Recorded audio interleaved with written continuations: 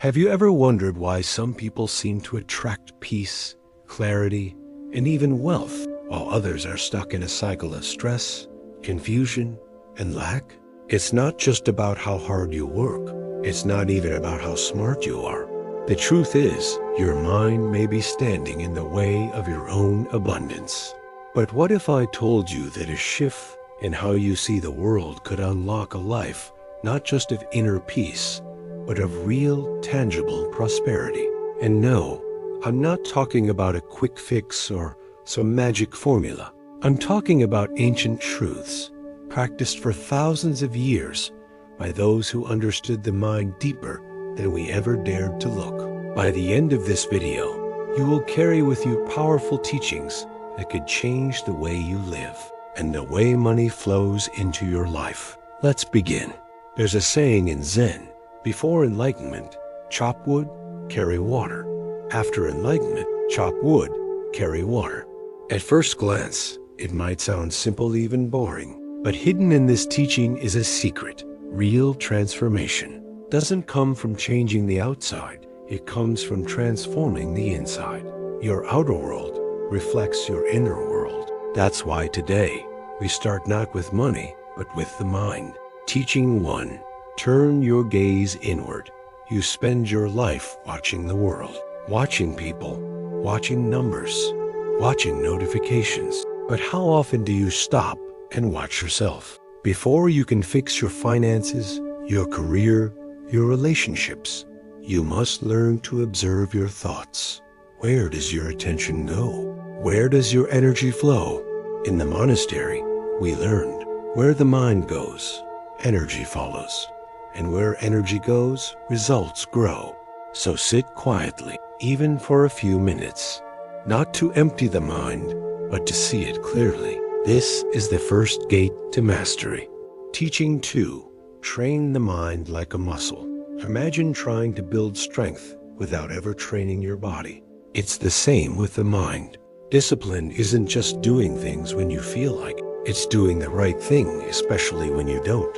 If you want financial growth, you need mental strength. Not to chase more, but to stay calm when others panic, to wait when others rush, to invest energy, not just money, wisely. Think of the mind as your internal dojo.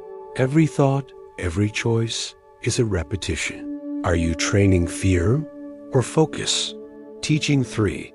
Let go to receive. Many people chase wealth with clenched fists. But in Buddhism, we learn a closed hand cannot receive. The more you attach to money, titles, possessions, the more they control you. But when you detach, when you stop fearing loss, you gain freedom.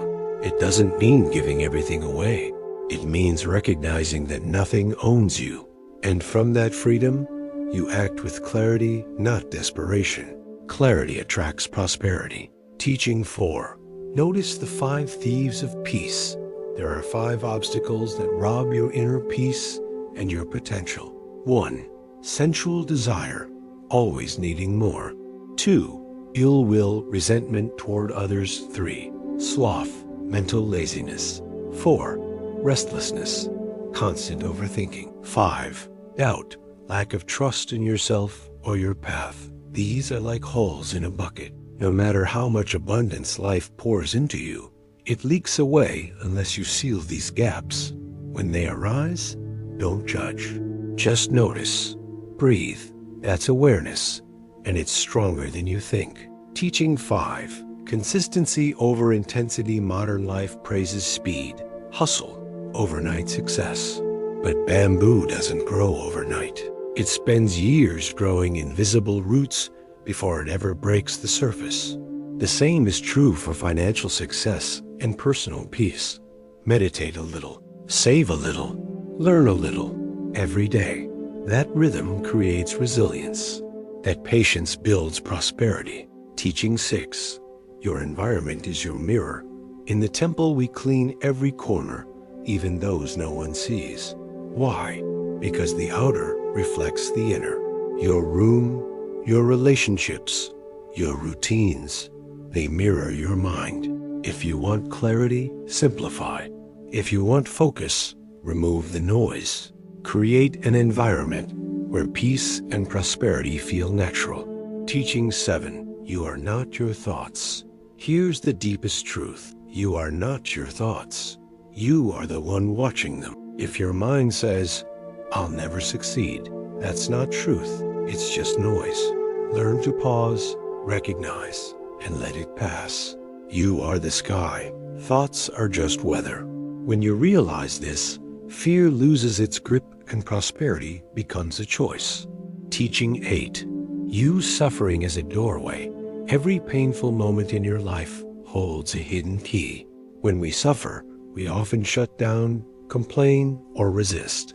But Buddhism teaches, suffering is not the end, it's the beginning.